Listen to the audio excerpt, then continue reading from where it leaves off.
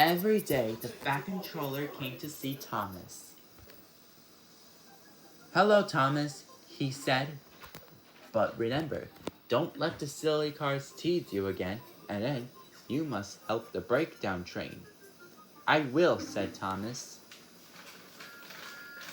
And Thomas puffed away. Thomas saw a breakdown train. They are a small coach and the 2 times called cranes.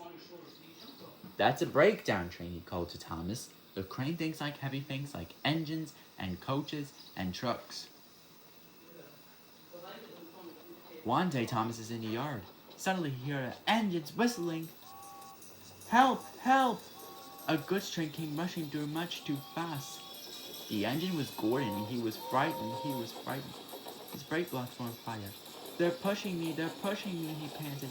On, yelled the trucks, still whistling. "Help, help!" Poor Gordon disappeared.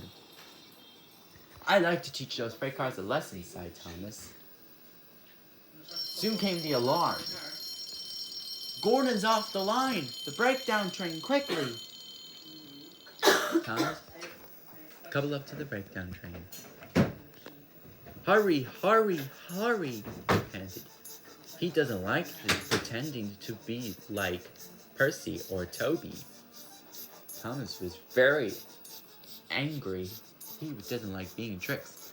"Bother those freight cars and their tricks. Poor Gordon isn't hurt." Luckily, they found Gordon off the siding looking very sad. "Never mind, Gordon," they all said. "Those wooden brakes they gave you, they always said they are no good at all."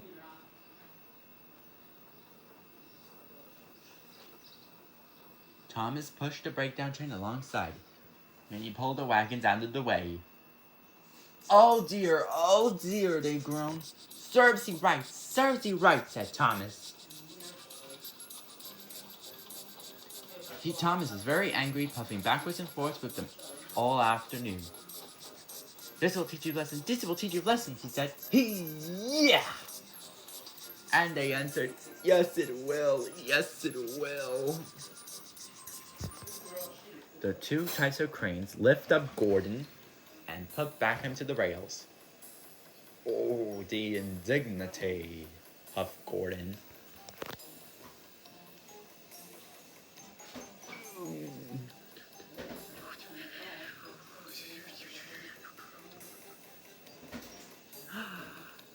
Gasped Thomas.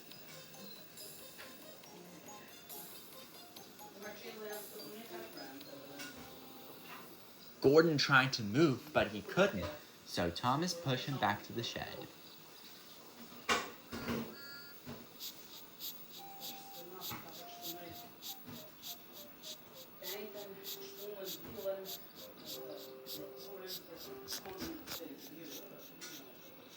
So Topham Hatt came to see Thomas and Gordon.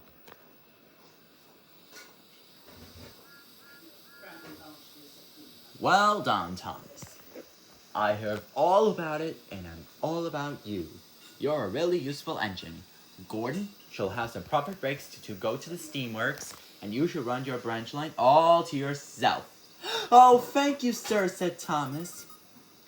Now Thomas, as happy as could be, he has a branch line and the 2 coaches named Annie, and Clarabel. He puffs proudly backwards and forwards with them all day. He is never lonely. Percy and Toby stop quite often and tell him the news. James is always in a hurry, but he never forgets to say.